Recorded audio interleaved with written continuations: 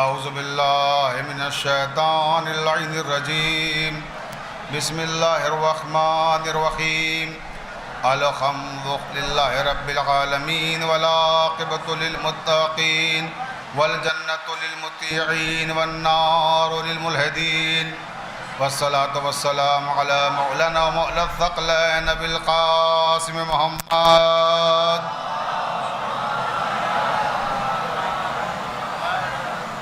وآلہ الطیبین الطاہرین المعصومین المظلومین ولعنۃ اللہ علی اعدائہم اجمعین من یومنا ھذا الی قیام یوم الدین اما بعد قال رسول اللہ صلی اللہ علیہ وآلہ وسلم حسین منی وانا من الحسین صلوات پڑھیں۔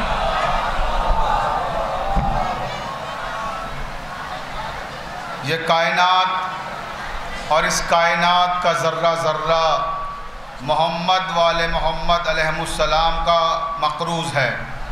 اب اگر آپ کے لوح ضمیر پر بھی آل محمد علیہ السلام کے احسانات میں سے کسی معمولی سے احسان کا کوئی معمولی سا نقش مرتسم ہے تو اتنی بلند صلوات پڑھیں جتنے آپ کے ذہنوں میں آل محمد بلند ہو سکتے ہیں۔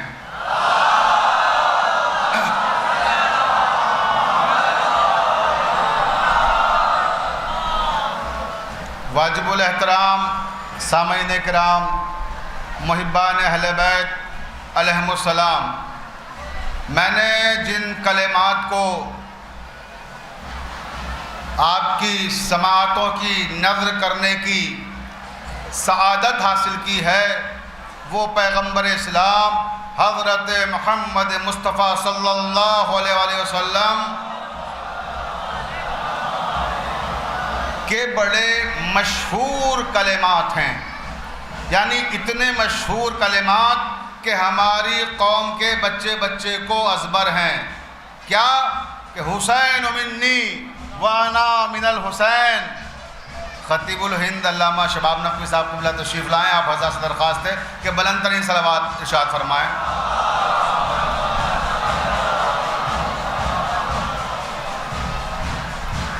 اور جلوس شاید ادھر سے گزرنے والا ہے یا گزر رہا ہے، ہماری نگاہوں کے سامنے سے جس کی آوازیں تیز تیز ہمارے کانوں میں آ رہی ہیں، یہ ماتمی نہیں شہر عزا کے راہی ہیں، یہ ماتمی نہیں شہر عزا کے راہی ہیں۔ ملا قدم سے قدم یا حسین کہتا چل، ملا قدم سے قدم یا حسین کہتا چل۔ تو یہ ادھر سے جو آوازیں جلوس کی آ رہی ہیں وہ یا حسین کی آوازیں ہیں، اور یہاں سے جو آوازیں آ رہی ہیں وہ یا علی کی آوازیں ہیں۔ باہر بیٹے کا ذکر ہو رہا ہے، اندر باپ کا ذکر ہو رہا ہے، لیکن میرا عنوان خطابت وہی ہے جس کا ذکر باہر ہو رہا ہے، یعنی باہر بھی حسین حسین ہو رہا ہے، اندر بھی حسین حسین ہو رہا ہے۔ بلند ترین صلوات ارشاد فرمائیں۔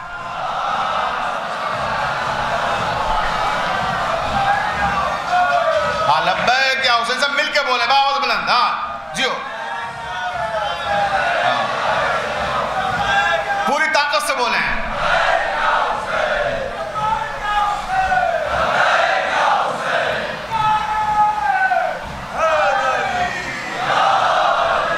تو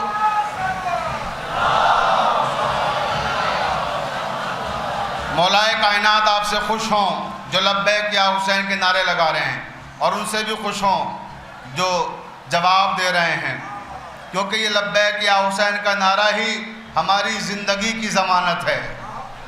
عزیزان محترم، میں نے جن کلمات کو سرنامہ سخن قرار دیا کہ حسین منی وانا من الحسین، حسین مجھ سے ہے اور میں حسین سے ہوں، یہ بڑی مشہور حدیث ہے۔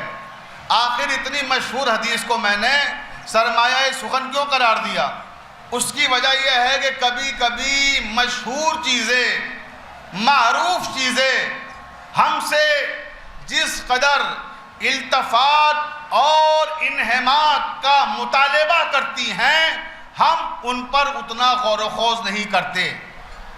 تو اب آپ دیکھیں سامنے کی حدیث ہے، مگر معنی و مفاہیم کا ایک دریا ہے جو اس کے اندر موجزن ہے۔ پیغمبر نے فرمایا کہ حسین مجھ سے ہے اور میں حسین سے ہوں۔ اب ایک طبقہ ایسا ہے عالم اسلام میں جو یہ کہتا ہے کہ صاحب یہ بات تو سمجھ میں آتی ہے کہ پیغمبر اسلام سے حسین ہیں، اس لیے کہ ہر چھوٹا اپنے بڑے سے ہوتا ہے، اس کا تعارف اس کے بزرگوں کے ذریعے سے ہوتا ہے، مگر دوسرا کلمہ حدیث کا سمجھ میں نہیں آیا کہ حسین سے رسول کس طرح سے ہیں۔ بھئی یہ کیسے ممکن ہے کہ حسین بچے ہیں، چھوٹے ہیں، نواسے ہیں، اور حسین سے پیغمبر اسلام ہو؟ تو عزیزان محترم میں واضح کرتا ہوں کہ کس طرح سے حسین سے رسول ہیں۔ تشریف لائیں قبلہ، بلند ترین صلوات فرمائیں۔ علامہ ہمارے حیدر مہدی صاحب قبلہ، علامہ رضی حیدر صاحب قبلہ اور تمام علماء ہیں۔ اب یہ بعد میں فاتحہ پڑھوائیں گے، بیچ میں نہیں، بعد میں انشاءاللہ، بعد میں، بیچ میں درمیان میں مجلس میں فاتحہ نہیں۔ صلوات پڑھ دیں محمد والے محمد پر قبلہ۔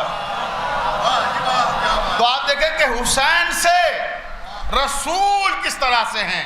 اب مجھے یہ عرض کرنا ہے، اب عزیزان محترم میں آپ کو تھوڑی دیر کے لیے، کیونکہ ادب کا طالب علم ہوں، ادبی بستیوں کی سیر کراؤں گا کہ آج مرزا غالب کا نام کون ہے ادب کا طالب علم جو نہیں جانتا۔ غالب پوری دنیا میں مشہور ہیں۔ کیوں مشہور ہیں؟ اپنے علمی فن پاروں کی وجہ سے۔ ایسی غزلیں کہیں کہ غزل کے جادے پر ایک ایسا نقش قائم کیا کہ ان کے بعد نہ ان سے پہلے کوئی شاعر کر سکا۔ تو اپنی منفرد منہاج اور منفرد مزاج کی وجہ سے غالب اردو ادب میں غالب ہیں۔ غالب کے 7 بیٹے پیدا ہوئے، توجہ چاہتا ہوں، 7 بیٹے مر گئے، زندہ ایک نہیں رہا۔ ہمارے یہاں ایک کلیہ قائم کر لیا گیا ہے کہ بیٹوں سے نسل چلتی ہے۔ بھئی توجہ چاہتا ہوں، زانے محترم دیکھیں، بیٹے نام زندہ رکھتے ہیں بعد میں، تو غالب نے باطل کر دیا اس کلیے کو کہ 7 بیٹے ہوئے، 7 مر گئے، بیٹے مر گئے، غالب زندہ ہے۔ نام زندہ بیٹوں سے نہیں، علم سے رہتا ہے۔ نام زندہ فن سے رہتا ہے، نام زندہ ٹیلنٹ سے رہتا ہے۔ پوری توجہ چاہتا ہوں جہاں جہاں تک بھی میری آواز جا رہی ہے کہ غالب کے 7 بیٹے مر گئے، مگر نام غالب کا آج بھی زندہ ہے۔ شیخ محمد ابراہیم ذوق غالب کے ہمعصر تھے، کہتے ہیں کہ رہتا قلم سے نام قیامت تلک ہے ذوق۔ علم حضرات ہے، رہتا قلم سے نام قیامت تلک ہے ذوق، اولاد سے تو بس یہی 2 پشت 4 پشت۔ توجہ ہے نا، اولاد سے تو بس یہی 2 پشت 4 پشت، اس کے بعد پھر نام مٹنے لگتا ہے، ختم ہونے لگتا ہے۔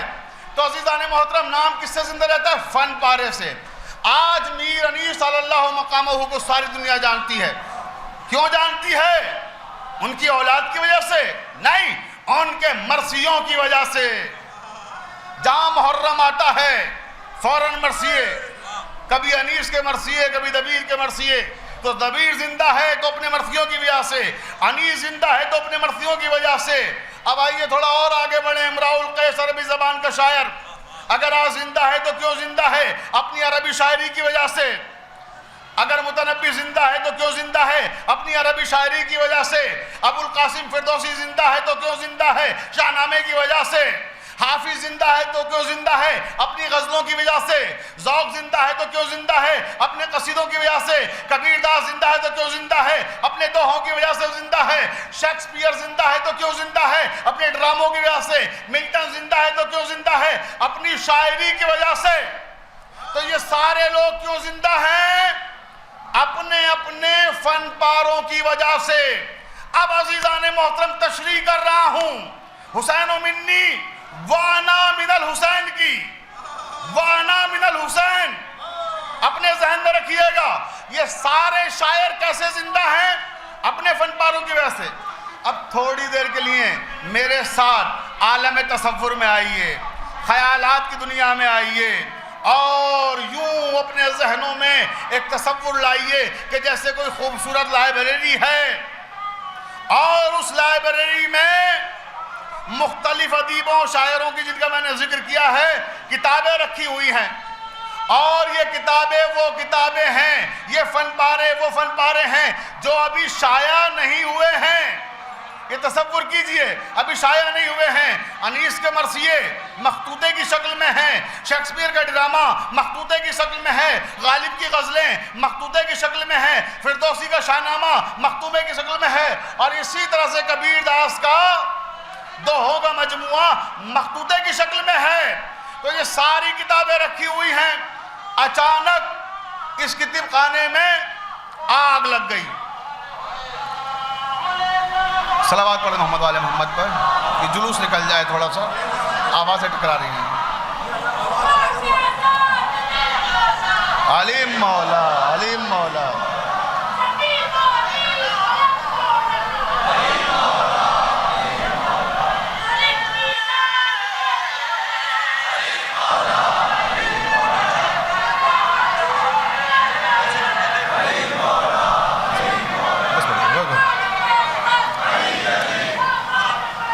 علی علی علی علی علی علی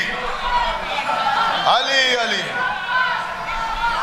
علی علی علی علی علی علی علی، سب مل کے بولیں، مل کے بولیں، علی علی علی علی علی علی علی علی علی علی علی علی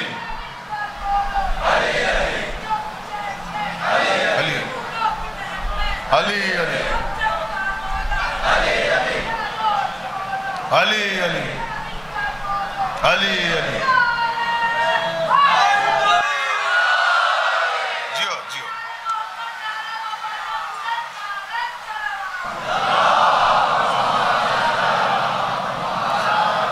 بہت توجہ، جلوس نکل گیا اور اپنے مقام تک پہنچ گیا۔ آپ حضرات کی توجہ حال چاہتا ہوں، میں عرض کر رہا تھا کہ ان سارے فنکاروں کا جن کا میں نے ذکر کیا ہے، ان کے اصل مجموعے ابھی چھپے نہیں ہیں، شائع نہیں ہوئے ہیں، ایک کتاب گھر میں کتب خانے میں رکھے ہوئے ہیں۔ اچانک کتب خانے میں آگ لگ گئی۔ اب جو آگ لگی تو سارے شہر کے لوگ جمع ہو گئے کہ علمی اثاثہ جل رہا ہے، کتب خانہ جل رہا ہے، اور کفے افسوس مل رہے ہیں سامنے کھڑے ہو کر کہ ہائے کیا علم کا خزانہ ہے جو جل رہا ہے، اور کوئی اس آگ کو بجھانے کی کوشش نہ کرے تو کیا یہ کتابیں بچ جائیں گی؟ بھائی توجہ چاہ رہا ہوں، بھائی آپ کے افسوس کرنے سے یہ خزانہ بچ جائے گا؟ نہیں بچے گا نا۔ تو ایک جیالہ اپنی جان کی بازی لگا کر اس جلتی ہوئی آگ میں گھس گیا۔ وانا من الحسین سمجھا رہا ہوں، یاد رکھیے گا۔ وہ جیالہ اندر گھسا اور اس نے دیکھا حافظ کا دیوان سنبھالا، انیس کے مرثیے سنبھالے، شیکسپیئر کا ڈرامہ سنبھالا، غالب کی غزلیں سنبھالی۔ بھائی توجہ ہے نا، سارے فنکاروں کے اثاثے کو سمیٹا اور سمیٹ کر جلتی ہوئی آگ سے باہر لے کر آ گیا۔ اس نے ساری کتابوں کو بچا لیا۔ یہ ساری کتابیں کیسی ہیں؟ غیر مطبوعہ، نان پبلش ورک، ابھی شائع نہیں ہوا ہے، ابھی چھپا نہیں ہے، اصلی مخطوطے تھے، اب اس نے وہ بچا لیے۔ اب انصاف سے بتائیے، آخری آدمی تک جہاں جہاں تک میری آواز جا رہی ہے، پورے ہندوستان سے آئے ہیں مولا کے عزادار، سب سے سوال کرتا ہوں، انصاف کسے بتائیے مجھے کہ اب غالب اپنے دیوان کی وجہ سے زندہ ہیں یا اس نوجوان کی وجہ سے جس نے غالب کا دیوان جلنے سے بچا لیا؟ شیکسپیئر اپنے ڈراموں کی وجہ سے زندہ ہیں یا اس نوجوان کی وجہ سے جس نے ان کے دیوان کو جلنے سے، ڈراموں کو ان کے جلنے سے بچا لیا؟ انیس کس کی وجہ سے زندہ ہیں؟ اس نوجوان کی وجہ سے جس نے ان کے مرثیوں کو جلنے سے بچا لیا۔ کبیر داس کس کی وجہ سے زندہ ہیں؟ اس نوجوان کی وجہ سے جس نے ان کے دوہوں کو جلنے سے بچا لیا۔ فردوسی کس کی وجہ سے زندہ ہیں؟ جس نے ان کے شاہ نامے کو جلنے سے بچا لیا۔ حافظ کس لیے زندہ ہیں؟ جس نے نوجوان نے ان کی غزلوں کو جلنے سے بچا لیا، اس کی وجہ سے. توجہ ہے نا؟ تو اب یہ سارے کے سارے فنکار کس کی وجہ سے زندہ ہیں؟ اس نوجوان کی وجہ سے جس نے ان کے اصل مخطوطوں کو جلنے سے بچایا، پبلش کرا کے لوگوں تک پہنچایا، کہ لوگ جان پائے کہ حافظ کون ہے، فردوسی کون ہے، انیس کون ہے، ملٹن کون ہے، شیکسپیئر کون ہے.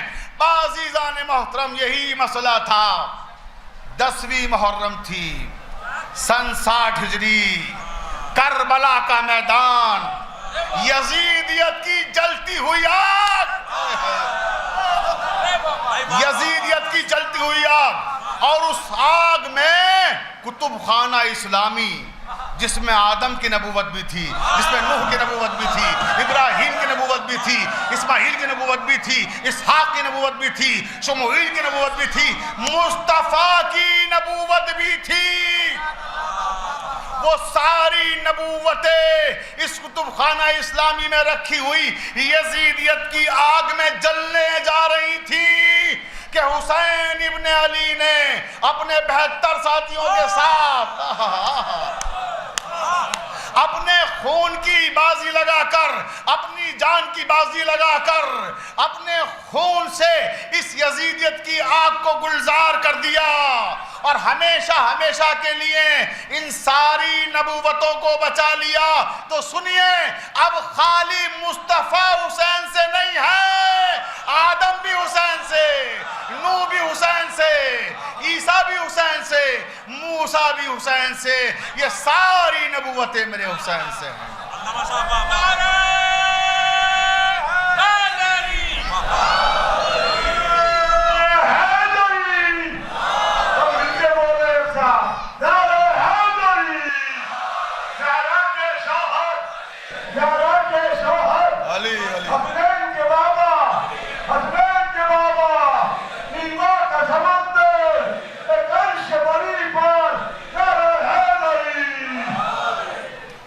ساری نبوتیں میرے حسین سے ہیں.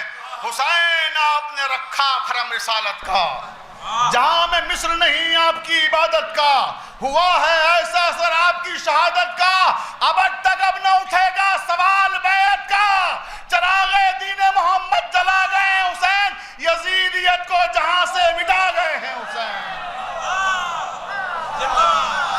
کبھی تو نوح کی کشتی کے ناخدا ہیں حسین، دل رسول ہے اسلام کی بقا ہے حسین، یزیدیت کے لیے موت کی سزا ہے حسین، وقار سجدہ پیغمبر خدا ہے حسین. حسین کیا ہے یہ ہم جیسا کوئی کیا جانے، حسین کو تو نبی جانے یا خدا جانے. صلوات پڑھ دیں محمد و آل محمد پر.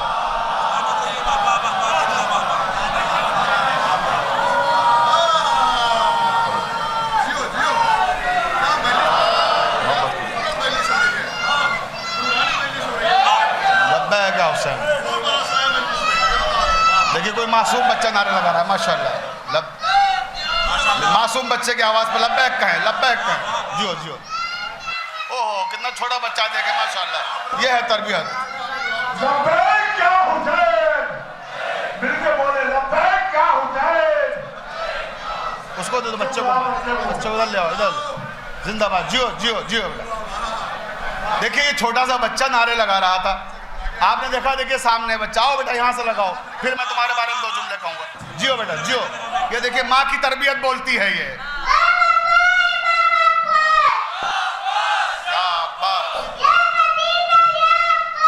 یا عباس، سب مل کے جواب دیں. جیو.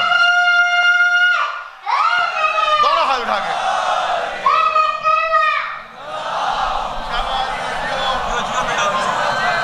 سبحان اللہ. میرا ہماری ماں بہنوں کی عظمتوں پر سلام. آپ دیکھیں آپ کی تربیت کا ایک نمونہ تھا یہ چھوٹا سا بچہ. اس کو ہم نے بتایا نہیں کہ نعرہ لگاؤ، اس کو کسی نے کہا نہیں نعرہ لگاؤ، لیکن یہ مجلسوں سے پیدا ہونے والا شعور ہے،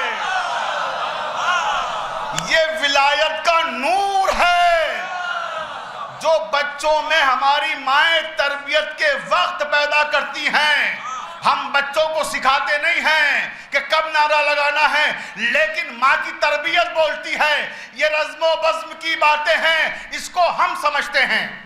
اللہ دیکھیے گا، چھوٹے بچے نے نعرہ لگایا نا، اس بچے کی نظر کر رہا ہوں، اس کی ماں کی عظمت پہ سلام، اس کے باپ پہ ہزاروں سلام، توجہ چاہتا ہوں، یہ شعر اس کی نظر کر رہا ہوں، یہ رزم و بزم کی باتیں ہیں، اس کو ہم سمجھتے ہیں آخری آدمی تک، دوسرا مصرع آپ کو سنبھالنا ہے، یہ رزم و بزم کی باتیں ہیں، اس کو ہم سمجھتے ہیں، کہاں نعت نبی پڑھیے، کہاں نعت علی پڑھیے۔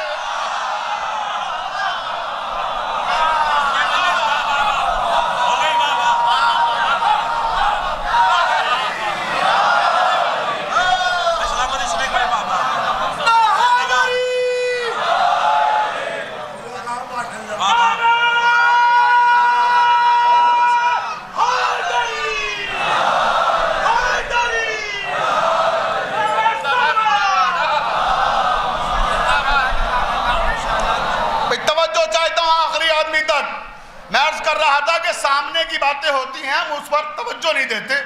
مثلا اسی طرح سے جیسے میں نے اس حدیث کو سرنامہ قرار دیا ہے، بڑی معروف ہے، ایسے ہی آپ نے سنا ہوگا فطرس کا واقعہ۔ بھئی کوئی ایسا ہے جس نے فطرس کا واقعہ نہ سنا ہو؟ مجھے واقعہ نہیں سنانا ہے، ایک نتیجہ آپ تک پہنچانا ہے کہ ہم غور نہیں کرتے، چھوٹی چھوٹی باتوں میں معنیوں مفاہیم کے ایک جہان آباد ہوتے ہیں۔ قبلہ دیکھیے گا، آپ کی اجازت سے عرض کر رہا ہوں، مولانا شباب صاحب قبلہ ہمارے درمیان میں موجود ہے، پوری توجہ آخری آدمی تک کہ فطرس کے واقعے کا مقصد کیا ہے۔ میں اپنے نوجوان بھائیوں کو بتانا چاہتا ہوں کہ واقعہ ہزاروں بار سنتے، علماء سے، ذاکرین سے، کتابوں میں پڑھتے ہیں، لیکن اس کے پیچھے پیغام کیا چھپا ہے؟ کبھی آپ نے غور کیا؟ بھئی 1 منٹ لوں گا خالی واقعے کا ہلکا سا نقشہ پیش کر دوں، پھر نتیجہ دیتا ہوں، پھر اپنی تقریر کی طرف واپس آتا ہوں۔ فطرس کا واقعہ کیا ہے؟ تاریخوں میں یہی تو لکھا ہے نا کہ جب امام حسین کی ولادت ہوئی، سید الانبیاء محمد مصطفیٰ کی خدمت میں مبارکباد دینے کے لیے سید الملائکہ آسمان سے 1,00,000 فرشتوں کا لشکر لے کر آئے مبارکباد دینے کے لیے۔ کتنا لشکر؟ 1,00,000 فرشتوں کا لشکر۔ سردار کون ہے؟ سید الملائکہ، یعنی جبرائیل امین۔ توجہ رہے، اب وہ آ رہے ہیں، راستے میں کیا ہوا کہ ایک نشیب میں فطرس پڑا ہوا تھا، ان کی نگاہ پڑی فطرس پر۔ واقعہ سنا رہا ہوں 1 منٹ کے اندر، پھر نتیجے کی طرف آؤں گا۔ فطرس پر نظر، جیسی فطرس پہ نظر پڑی، ادھر فطرس پر نظر پڑی، ادھر سید الملائکہ کا کارواں جب رفتار میں جا رہا تھا، رفتار تھوڑا سلو ہوئی، دھیمی ہوئی، آہستہ۔ فطرس نے دیکھا کہ سید الملائکہ کہاں جا رہے ہو؟ کہ تمہیں نہیں معلوم سید الانبیاء کے یہاں نواسے کی ولادت ہوئی ہے، چھوٹے سرکار آئے ہیں، مبارکباد دینے جا رہے ہیں۔ کہا اچھا تو مجھے بھی لے چلو، آؤ چلو ہمارے ساتھ۔ اپنے بالوں پر اٹھایا اور لے کے چلے آئے۔ اب یہاں ایک سوال قائم ہوتا ہے، اہل علم کا مجمع ہے، اہل دانش کا مجمع ہے، پورے ہندوستان سے یہاں مومنین جمع ہوئے ہیں۔ توجہ چاہتا ہوں، نتیجہ دینا چاہتا ہوں ایک قیمتی۔ جبرائیل امین کیا اس فرشتے کو اپنی مرضی سے رسول اللہ کے پاس لا سکتے ہیں جس سے اللہ 6000 سال سے ناراض ہو؟ کتنے دن؟ 1-2 دن کا قصہ نہیں ہے، 6000 سال سے اللہ ناراض تھا۔ کیا جبرائیل کی ہمت ہے جس سے اللہ ناراض ہو وہ اسے اللہ کی مرضی کے بغیر پیغمبر کی خدمت میں لے آئیں گے؟ نہیں لا سکتے۔ اگر اللہ کی مرضی کے بغیر لانا ہوتا تو 1,00,000 کا لشکر لے کر تب بھی آئے تھے جب امام حسن کی ولادت ہوئی تھی۔ بھئی جاگ کے سنیے، جاگ کے سنیے گا، جب امام حسن پیدا ہوئے تھے تب بھی ایسے ہی لشکر لے کے آئے تھے، مگر اللہ کا حکم نہیں تھا۔ آج حکم تھا، اشارہ تھا کہ ادھر سے جانا تو لے جانا۔ لے آئے، مبارکباد دی پیغمبر اسلام کو، واقعہ سنا ہوا ہے، بالوں پر نکل آئے، عذاب سے نجات بھی مل گئی اور جنت میں داخلہ بھی مل گیا۔ فطرس نے یہی دو چیزیں مانگی تھی نا کہ یا رسول اللہ امام حسین کی پیدائش پر مبارکباد دینے کا انعام مجھے جنت چاہیے، واپسی جنت میں، اور بالوں پر جل گئے ہیں، بالوں پر چاہیے۔ بہت توجہ عزیزان محترم، مجھے انصاف سے بتائیے کہ جب یہ یہاں آیا تو ہوا کیا؟ جبرائیل نے کہا یا رسول اللہ فطرس ہے، بالوں پر جلے ہوئے، کہ حسین کے گہوارے سے مس کر دو۔ یا رسول اللہ دست ادب جوڑ کے عرض کر رہا ہوں وما ارسلناک الا رحمت للعالمین، ساری کائنات کے لیے رحمت بنا کر بھیجے گئے ہیں، دست رحمت پھیر دیجئے۔ ہائے ہائے بھئی ساری کائنات کے لیے رحمت بن کے آئے ہیں، کیا ضرورت ہے کہ حسین کے گہوارے کی طرف بھیج رہے ہیں؟ اپنا ہاتھ پھیر دیجئے، یہ شفا یاب ہو جائے گا۔ کہا نہیں، آج اللہ کچھ اور چاہتا ہے، آج اللہ کچھ اور چاہتا ہے، کہ جاؤ حسین کے گہوارے سے مس کرو۔ گہوارے سے مس کیا، جیسے مس کیا بالوں پر نکل آیا، آپ کا سنا ہوا واقعہ، مم مسلی کہتا ہوا آسمان کی طرف اڑنے لگا اور جنت میں داخلہ ہو گیا۔ بس یہ تھا نا واقعہ۔ اب نتیجہ سنیے جس کے لیے زحمت دی ہے۔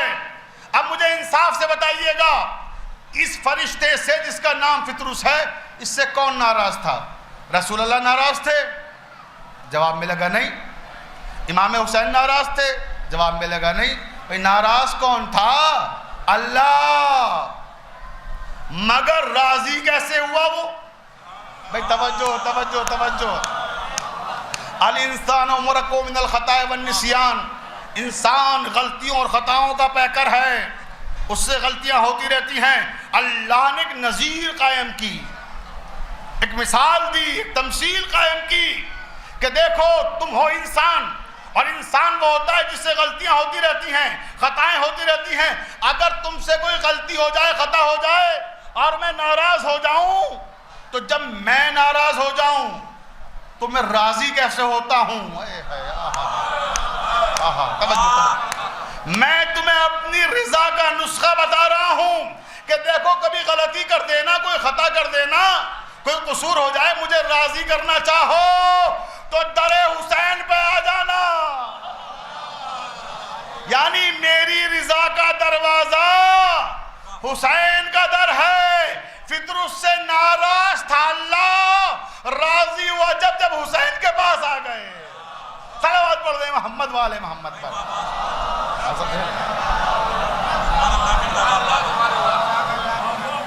ناراض تھا اللہ، راضی کب ہوا؟ جب در حسین پہ آ گئے۔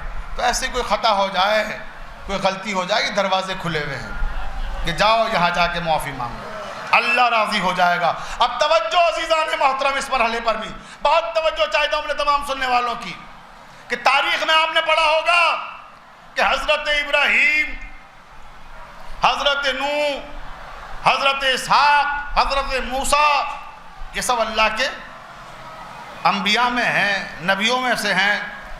ان کا ذکر قرآن میں مختلف مقام پہ آیا۔ انہی نبیوں میں ایک نبی ہے نوح، جناب نوح کے بارے میں ہے کہ وہ جب تبلیغ کے لیے نکلتے تھے تو قوم ان پر پتھر مارتی تھی، زخمی ہو جایا کرتے تھے، اور بہت بری طرح زخمی ہو جایا کرتے تھے۔ جب وہ زخمی ہوتے تھے پھر کیا ہوتا تھا؟ توجہ چاہتا ہوں، دیکھیے اندازہ لگائیے کہ فطرس جو ہے یہ کوئی معمولی فرشتہ نہیں ہے جو در حسین پر آیا ہے۔ اب اس کا احساس کرا رہا ہوں کہ یہ ہے کون جو در حسین پر آیا تھا۔ پوری توجہ زان محترم، تو علماء نے لکھا جب نوح زخمی ہوتے تھے تو ان کے زخموں پر ایک فرشتہ آتا تھا جو اپنے کافوری پر رکھ دیتا تھا، اور جیسے ہی وہ کافوری پر ان کے زخموں پہ رکھتا، زخم منجمل ہو جاتے، وہ شفا یاب ہو جاتے، صحت مند ہو جاتے، اور پھر تبلیغ کے لیے نکل جاتے۔ تو علماء نے لکھا کہ یہ فرشتہ کون تھا جو نوح کے زخموں پہ آگے اپنے پر رکھتا تھا اور نوح شفا یاب ہو جاتے تھے؟ وہ فرشتہ تھا فطرس۔ ارے بھئی جاگ کے سنیے گا جو جملہ دینے جا رہا ہوں۔ فطرس وہ فرشتہ ہے جو انبیاء میں شفا بانٹتا ہے، جو انبیاء میں شفا بانٹے، جب وہ محتاج شفا ہو تو در حسین پاتا ہے۔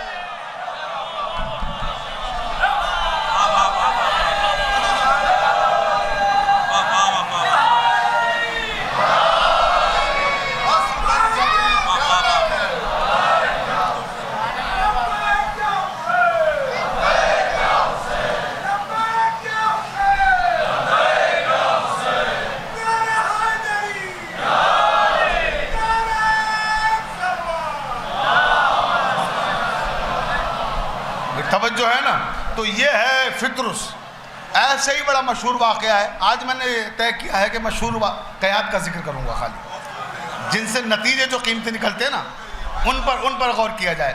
جیسے راہب کا واقعہ آپ نے سنا ہوگا کہ 7 بیٹے امام حسین نے اسے عطا کیے. یہ تو آپ نے ذکر سنا کہ 7 بیٹے عطا کیے، کیسے کیے اور کیوں کیے، کبھی یہ غور کیا آپ نے؟ آج اس پہ غور کیجئے پوری توجہ. اور یہ جو راہب کا واقعہ ہے اس کے سلسلے میں بہت سے لوگ سوالات بھی قائم کرتے ہیں کہ پتہ نہیں کوئی راہب تھا بھی یا نہ تھا، کتابوں میں نہیں ملتا. بہت سے لوگوں کو کہتے ہوئے سنا ہے، تو میں انہیں بتانا چاہتا ہوں جو یہ کہتے ہیں کتابوں میں نہیں ملتا، علماء اکرام یہاں موجود ہیں، خطباء اعظام یہاں موجود ہیں، ان کی موجودگی میں بتا رہا ہوں. تذکرۃ المعصومین علامہ مجلسی کتاب ہے. جن نابینا افراد کو میرے حسین کے فضائل نہیں ملتے ہیں وہ علامہ مجلسی کی کتاب پڑھ لیں.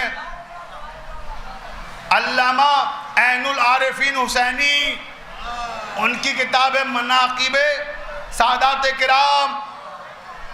جن عقل کے اندھوں کو سیدوں کے فضائل نہیں سمجھ میں آتے ہیں وہ اس کتاب کو پڑھ لیں. بھئی توجہ چاہتا ہوں زان محترم.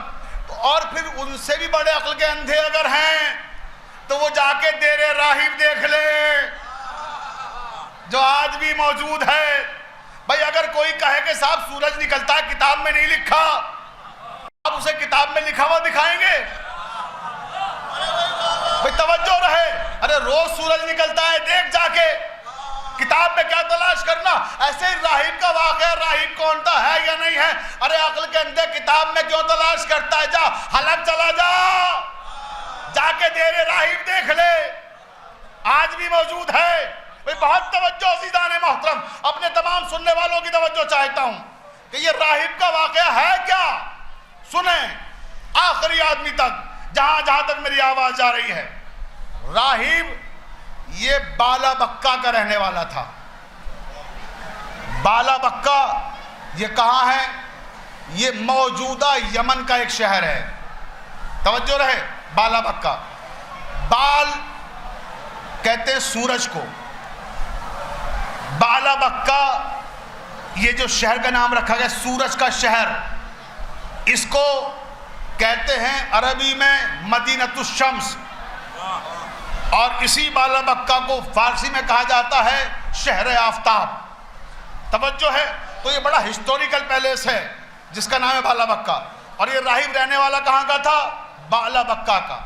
اس کی دوری ہے مدینے سے 2400 کلومیٹر. موجودہ وقت کے حساب سے، موبائل کا زمانہ ہے، گوگل کا زمانہ ہے، آپ نیٹ پہ سرچ کیجئے جو بول رہا ہوں، پوری ذمہ داری کے ساتھ عرض کر رہا ہوں. توجہ رہے. تو یہ 2400 میل کا سفر طے کر کے مدینے آیا تھا. لوگ کہتے ہیں کہ صاحب واقعہ نہیں ملتا. سنو واقعہ پورے تمام تر پس منظر کے ساتھ عرض کر رہا ہوں. اور یہ جو راہب ہے اس کی تاریخ بہت تفصیلی ہے، وہ موقع نہیں کہ میں تفصیل میں جاؤں تھا، میرے وقت میں گنجائش نہیں ہے. لیکن میں خاص واقعے کی طرف لے کے آ رہا ہوں.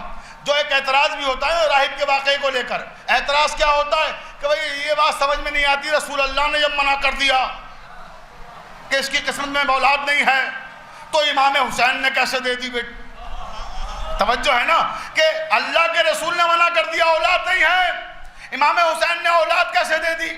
نانا اور نواسے میں فکری تصادم ہے. ارے نانا اور نواسے میں فکری تصادم نہیں ہے، یہ آپ کے شجرے کا تصادم ہے.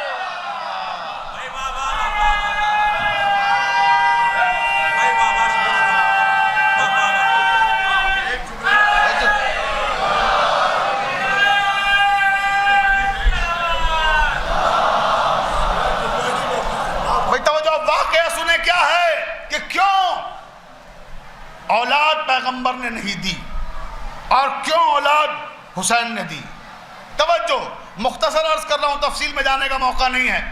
مسجد نبوی میں پیغمبر اسلام بیٹھے ہوئے ہیں. ایک شخص آتا ہے. کون ہے وہ؟ راہب، جو 2400 کلومیٹر کا سفر طے کر کے آ رہا ہے. آگے کہتا ہے کہ آپ لوگوں میں اللہ کا رسول کون ہے؟ تو کسی نے کہا کہ یہ اللہ کے رسول ہیں. توجہ رہے. اب وہ کہتا ہے اللہ کے رسول آپ پر میرا سلام ہو.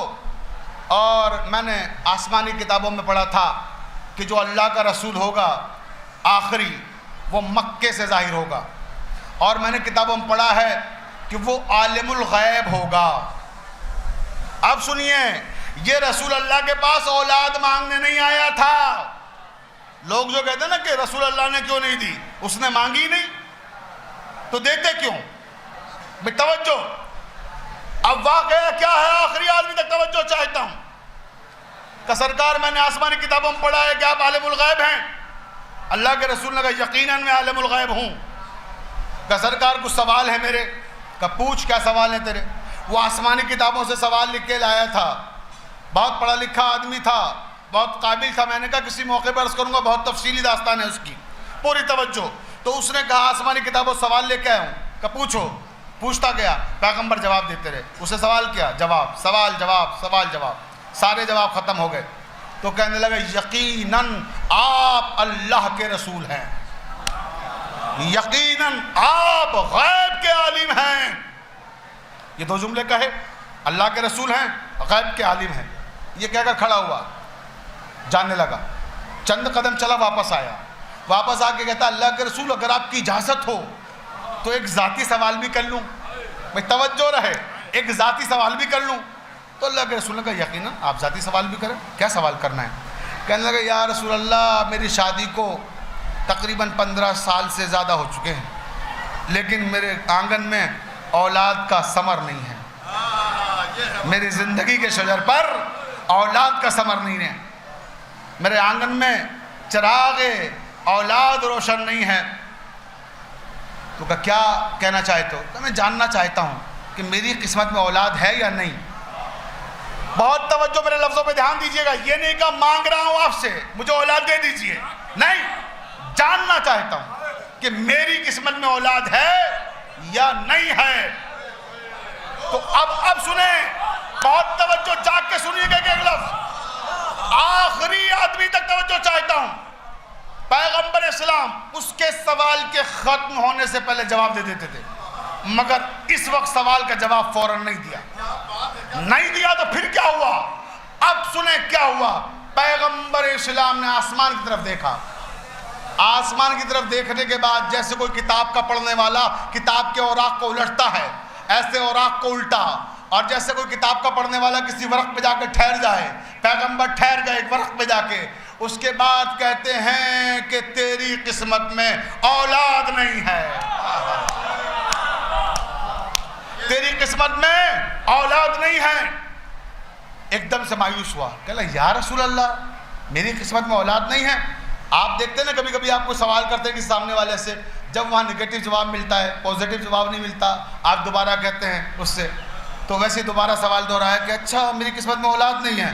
تو پیغمبر نے پھر ویسے ہی دیکھا، پھر ویسے ہی عبارت پڑھی، پھر ویسے ہی کہا کہ تیری قسمت میں اولاد نہیں ہے. پھر اس کے بعد اسے تیسری بار اپنے سوال دہرایا، یا رسول اللہ اس کا مطلب میری قسمت میں اولاد نہیں ہے. پیغمبر نے کہا یقیناً تیری قسمت میں اولاد نہیں ہے. توجہ رہے، پیغمبر نے کہہ دیا کہ جو میں دیکھ رہا ہوں تیری قسمت میں اولاد نہیں. اچھا پیغمبر کیا دیکھ رہے تھے؟ سورہ رعد نے کہا یمحو اللہ ما یشاء ویثبت وعنده ام الکتاب. حسین کے اوپر آ کے فضائل حسین پر مہر لگائی قرآن نے. قرآن نے کیا کہا کہ لوگوں یہ نہ سمجھنا کہ ہم لکھے ہوئے کے مجبور ہیں.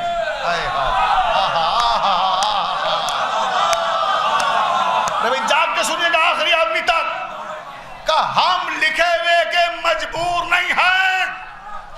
ہم جسے چاہتے ہیں اپنی مشیت سے بدل دیتے ہیں. بھائی لفظ یاد رکھیے گا قرآن کے، کس سے؟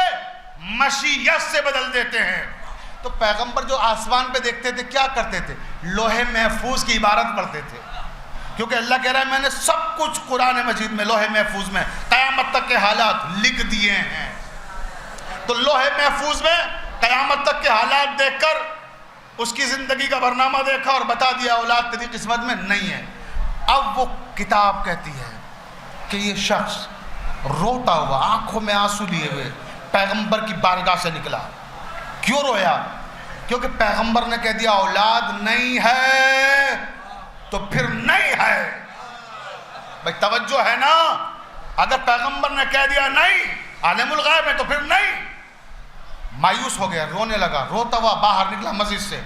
اب روایت کہتی ہے دیکھیے بچہ بڑے موقع سے آیا، بیٹھو بیٹا کوئی بات نہیں، بچوں کو آگے بیٹھایا کیجئے، کیونکہ امام حسین کے بچپن کا ذکر کر رہا ہوں.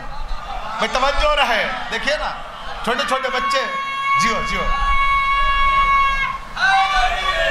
یار، بہت توجہ،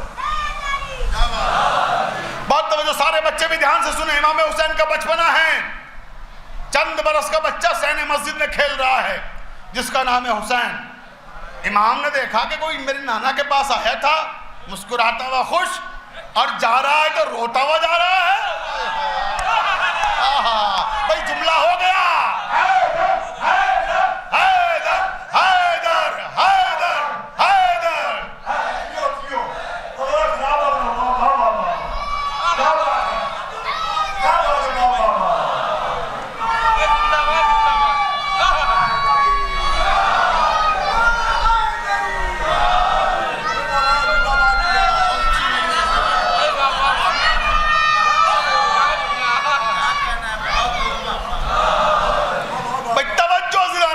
کا روتا ہوا جا رہا ہے.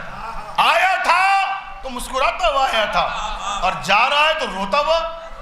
حسین نے آواز دی اے جانے والے ٹھہر جا. ہمارے لاکھوں سلام اس حسین پر جو غیر کی آنکھوں میں بھی آنسو نہ دیکھ سکے، تو وہ اپنوں کو کیسے روتا ہوا دیکھ سکتے ہیں. روکا اے جانے والے ٹھہر جا. کہ اتنا بتا کہ جب تو آیا تھا تو ہنستا ہوا آیا تھا، اب جا رہا ہے تو روتا ہوا کیوں جا رہا ہے. وہ ٹھہرا، آنکھوں سے آنسوؤں کو صاف کیا، بچے کی طرف دیکھا. اس نے سوچا اتنے بڑے رسول کائنات کے بیٹھے ہوئے ہیں، آئے ہے توجہ رہے، جب میری مشکل وہاں نہیں حل ہوئی، توجہ رہے، اور میں روتا ہوا جا رہا ہوں، تو یہ بچہ کیا میری مشکل کو آسان کرے گا. ایک بار بچے کو محبت سے دیکھا، کیونکہ بلانے کا انداز پسند آیا. تو آل محمد ہے نا بے توجہ، تو ان کی تو تربیت بولتی ہے، اور خود آل محمد اگر ہو تو کیا کہنا. توجہ تو سامنے کھڑے ہوئے حسین چھوٹے سے بچے کا بتا کیوں رو رہا ہے. کہا میں نے ایک ذاتی سوال کیا تھا اللہ کے رسول سے. کہا کیا؟ میں نے پوچھا کہ میری قسمت میں اولاد ہے، تو کیا جواب ملا؟ کہ آپ کے نانا نے کہہ دیا کہ اولاد نہیں ہے. کہا اچھا، نانا نے بول دیا اولاد نہیں ہے، آؤ ہاتھ پکڑ کے آؤ آؤ، میرے نانا کی بارگاہ سے کوئی اداس نہیں جا سکتا. آؤ میرے نانا کے پاس آؤ. ہاتھ پکڑ کے بچہ نانا کے پاس لے آیا اور کہنے لگا نانا نانا آپ نے کیا کہہ دیا اس آنے والے مسافر کو؟ آیا تو ہنستا ہوا جا رہا ہے روتا ہوا. نانا آپ کی بارگاہ سے کوئی روتا ہوا جائے یہ حسین برداشت نہیں کر سکتا. توجہ چاہے تو آخری آدمی تک. کہ نانا یہ حسین برداشت نہیں کر سکتا. نانا کیوں رویا یہ؟ کہ حسین اس نے سوال کیا. کیا سوال کیا نانا؟ اس نے پوچھا کہ میری قسمت میں اولاد ہے. نانا آپ نے کیا کہا؟ میں نے بیٹا لوہے محفوظ کا مطالعہ کر کے اس کو بتا دیا کہ اس کی قسمت میں اولاد نہیں ہے. بھئی توجہ رہے. یمحو اللہ ما یشاء ویثبت وعندہ ام الکتاب. کیا کہا اللہ نے؟ کہ ہم لکھے ہوئے کے محتاج نہیں ہیں، ہم جسے چاہتے ہیں اپنی مشیت سے بدل دیتے ہیں. یہ آیت یاد رکھیے گا. اب حسین نے آسمان کی طرف دیکھا بالکل نانا کے انداز میں، نانا کے انداز میں آسمان کی طرف دیکھا جیسے کوئی قاری قرآن کے اوراق کو الٹ رہا ہو. ورق الٹتے الٹتے ایک جگہ پہ آ کے ٹھہر گئے. ٹھہرنے کے بعد انگلی کے اشارے سے جیسے کوئی لکھا ہوا مٹاتا ہے، توجہ، جیسے کوئی لکھا ہوا مٹاتا ہے، مٹایا، مٹا کے جیسے کوئی کچھ لکھتا ہے، ایک نئی عبارت لکھی، میں حسین ابن علی تمہیں ایک بیٹا دیتا ہوں.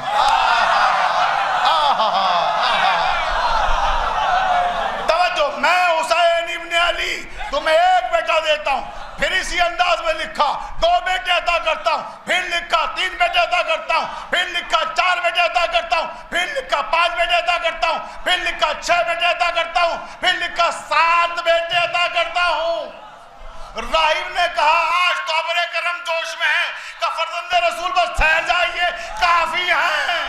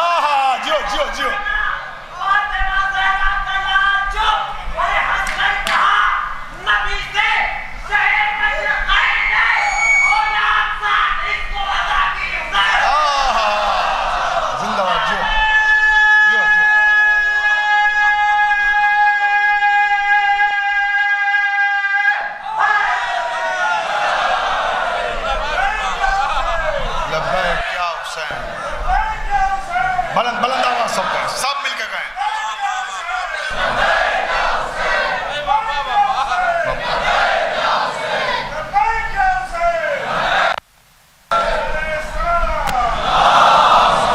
بہت توجہ عزیزان محترم, نتیجہ تو بھی دینا باقی ہے نا. اب نتیجہ سنیں انشاءاللہ آپ کی فکریں آسمانوں تک جائیں گی. پوری توجہ عزیزان محترم, درگاہ عالیہ نجفین جوگ پورے سے تحفہ لے کر جائیے. امام کی بارگاہ سے باپ کی بارگاہ ہے, بیٹے کا ذکر ہو رہا ہے, یہ جملہ تحفتاً لے کے جائیے. امام فرماتے ہیں جس وقت امامت کا ابر کرم برس رہا تھا, راہب نے ہاتھ جوڑ کے کہا یا حسین, اے میرے آقا, اے میرے مولا, بس کافی ہے. امام فرماتے راہب اگر آج تو بس نہ کہتا, توجہ توجہ توجہ رہے, خدا کی قسم ایک طرف اولاد آدم ہوتی, دوسری طرف تیری اولاد.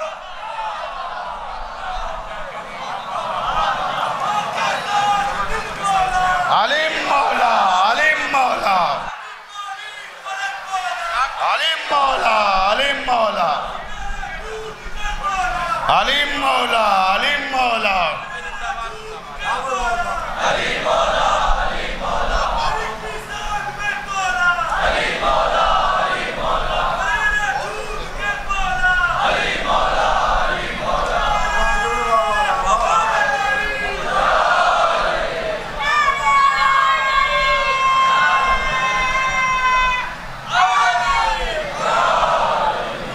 بہت توجہ عزیزان محترم, کہ راہب آج تو نہ روکتا تو امامت کا ابر کرم برستا رہتا.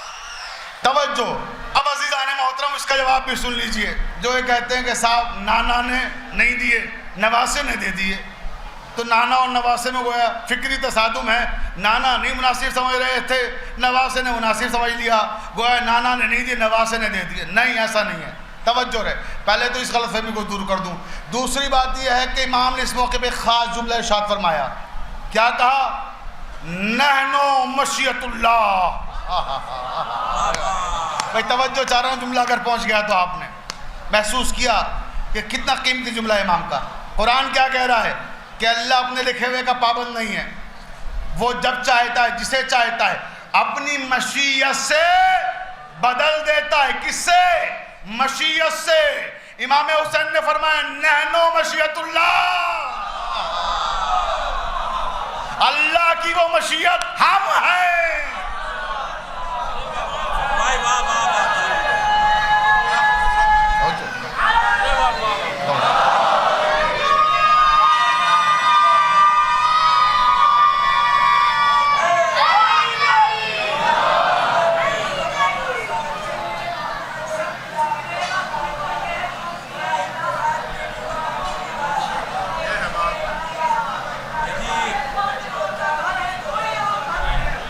جیو جیو.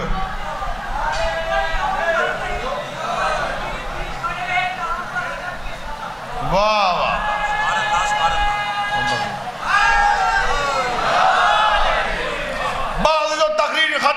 ہمارے وقت میں گنجائش نہیں ہے، نماز کا وقت قریب اور آخری بات بس گفتگو تمام، پوری توجہ اپنے تمام سننے والوں کی کہ نانا نے نہیں دیے، نواسے نے دے دیے۔ توجہ چاہتے تو سنیے، نانا سے اس نے مانگے نہیں تھے، نانا کے پاس آیا تھا نانا کے علم کا امتحان لینے۔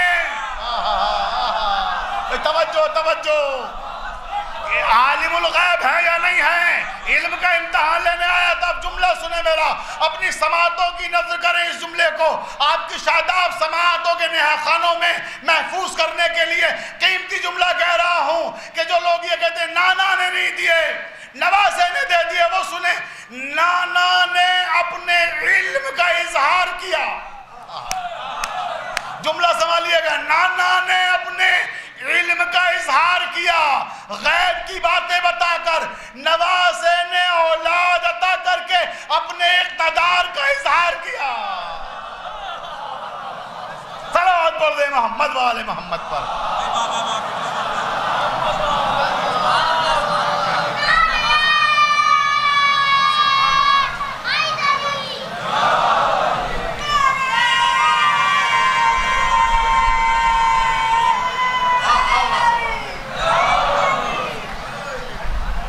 بھائی توجہ عزیزان محترم، بس آخری بات گفتگو تمام، بات مشہور چیزوں کی ہو رہی تھی اور امام حسین کے تعلق سے ہو رہی تھی۔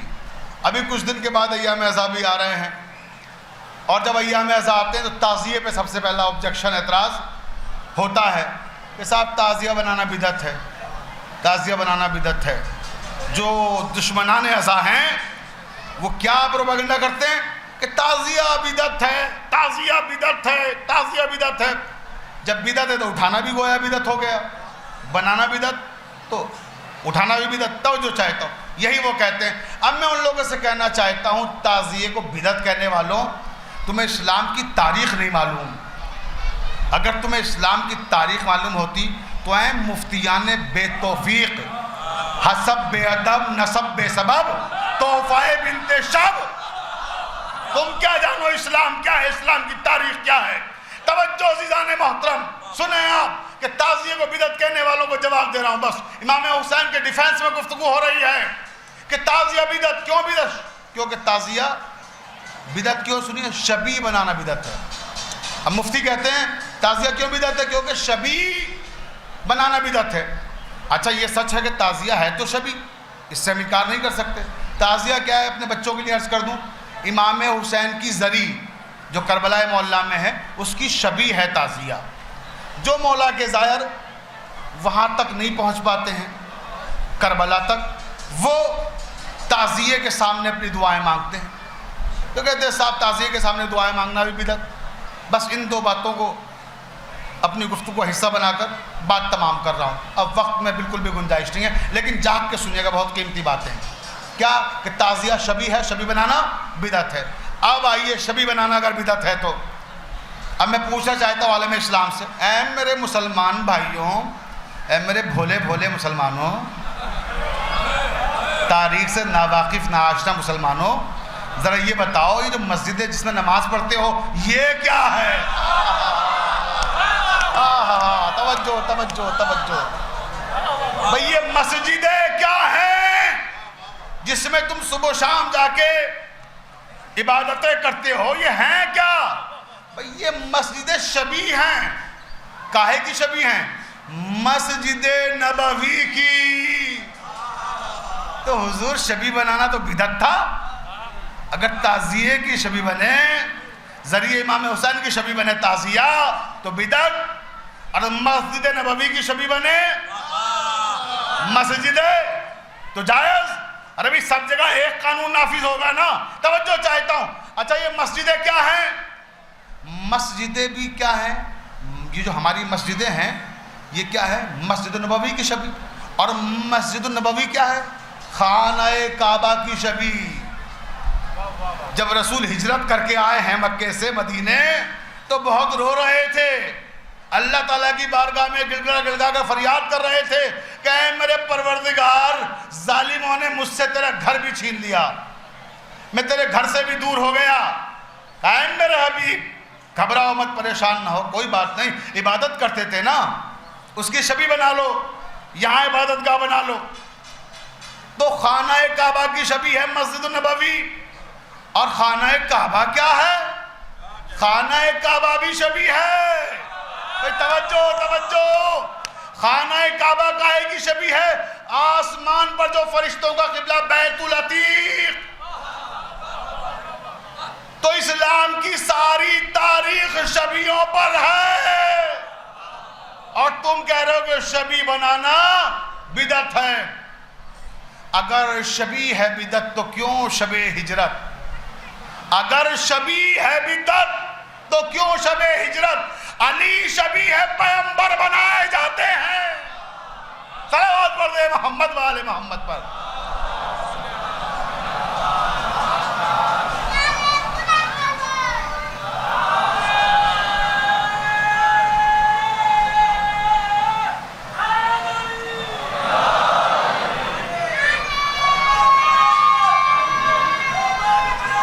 علی علی علی علی، بس ختم بس ختم۔ علی علی علی علی علی علی علی علی علی علی علی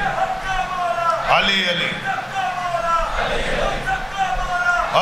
علی علی علی علی علی۔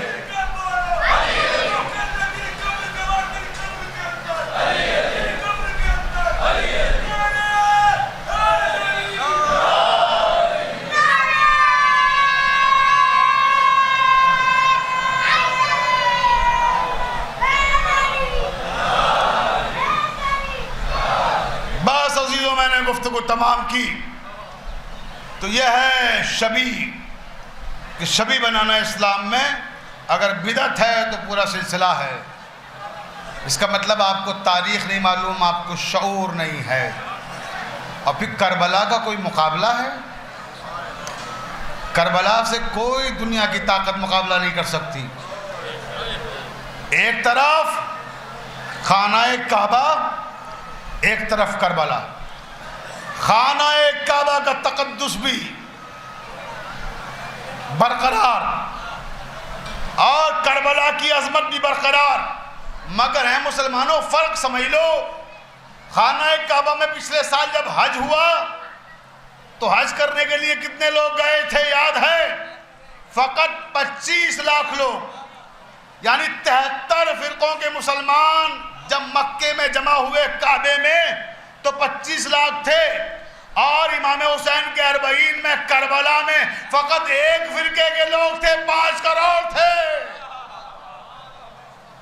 لہو میں تر ہیں مگر مسکرائے جاتے ہیں، لہو میں تر ہیں مگر مسکرائے جاتے ہیں، شہید ہو کے بھی سجدے میں پائے جاتے ہیں۔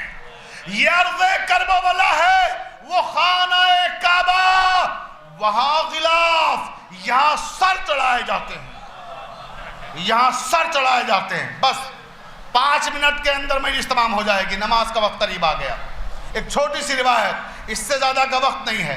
متوکل کا زمانہ ہے، عباسی بادشاہ ہے، کربلا کی زیارت پہ پابندی لگا رکھی ہے، اپنے وزیروں کو بلاتا ہے، مصاحبین کو بلاتا ہے اور کہتا ہے خبردار کوئی کربلا کی زیارت کے لیے نہ جا پائے۔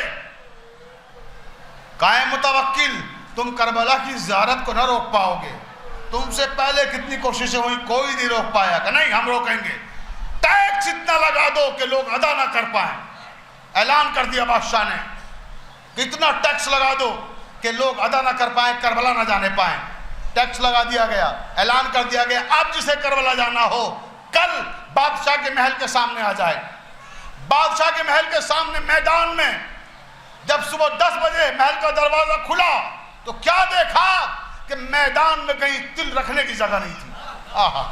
دیکھیں میرے حسین کا معجزہ۔ بس گفتگو تمام انشاءاللہ گھروں تک روتے ہوئے جائیں گے۔ سامنے مجمع، دروازے پہ سب سے آگے ایک بوڑھی عورت کھڑی ہوئی تھی۔ جیسے دروازہ کھلا کہ تم زیارت کو جاؤں گی امام حسین کی۔ ارے تم تو بہت غریب لگ رہی ہو۔ کہا اس سے کیا ہوتا ہے، جناب امیر کی ماننے والی ہوں، مجھے ملا اپنے بادشاہ سے، بادشاہ کے سامنے آئی اور کہا سنا ہے اے حاکم وقت تو نے امام حسین کی زیارت سستی کر دی ہے؟ بادشاہ حیرت سے دیکھتا ہے، سستی؟ ارے میں نے تو انکم ٹیکس بڑھا دیا ہے، تو کہہ رہی سستی کر دی؟ کہ ہاں یہ لے، یہ کہہ کے اپنے دوپٹے میں آنچل میں باندھ کے گانٹھ لائی تھی، اس میں سے دینار نکالے اور سامنے ڈال دیے، یہ لے تیری قیمت، خراج، انکم ٹیکس، مجھے جانا ہے کربلا۔ اب اس نے کہا کہ یہ کربلا کس طرح سے جائے گی؟ اتنا خراج لگایا تھا وہ بھی دے دیا، بس آخری جملہ مجلس تمام ہو رہی ہے عزاداروں، خراج نہیں ادا کر پائے گی، بس اس نے کہا کہ اب جو جانا چاہتا ہے اعلان کر دو کہ اس کا ہاتھ کاٹ دیا جائے گا۔ اگلے دن آئی، دروازے پہ سب سے آگے کھڑی ہوئی تھی، ہاتھ سر پہ رکھا ہوا تھا، بادشاہ کے سامنے پیش ہوئی۔ جیسے ہی بادشاہ کے سامنے آئی، بادشاہ نے کہا تو پھر آ گئی؟ کہا میں آ گئی، میں کربلا جاؤں گی، تجھے معلوم ہے ہاتھ کاٹا جائے گا، کاٹ دے۔ کہ یہ ہاتھ سر پہ رکھ کے کیوں آئی ہے؟ کہ تجھے نہیں معلوم جو چیز حسین کی ہو جاتی ہے ہم اسے بلندی پہ رکھتے ہیں۔ عزاداران مظلوم کربلا، متوقع کہتا ہے اس کا ہاتھ کاٹ دو، ضعیفہ کا ہاتھ کاٹ دیا گیا۔ جیسے ہی ہاتھ کاٹا کہ اب چلی جاؤں زیارت کے لیے، اپنے مولا کی زیارت کے لیے چلی جاؤں۔ کہا اچھا ہاتھ کٹنے کے بعد بھی کربلا جانے کا جذبہ، دوسرا ہاتھ کاٹ دو، دوسرا ہاتھ بھی کاٹ دیا گیا۔ کہا اب چلی جاؤں، کہ اس کا پاؤں کاٹ دو، پاؤں کاٹ دیا گیا، ایک پاؤں پہ کھڑی تھی، کہتی اب چلی جاؤں کربلا۔ عزاداروں دیکھیں کربلا کے لیے کتنی قربانیاں دی ہیں، آخری جملہ مجلس تمام ہو گئی، اب چلی جاؤں کربلا، کہ اس کا دوسرا پاؤں بھی کاٹ دو، پاؤں کاٹا، ضعیفہ منہ کے بل گری۔ جیسے ہی گری کہ اٹھاؤ اس کو، اٹھا کے باہر پھینک دو۔ جیسے ہی باہر پھینکنے کے لیے لوگ چلے اور دروازے پہ آئے، باہر اچھالا اس بوڑھی عورت کو، جیسے ہی اچھالا ایک گھوڑا سوار آیا،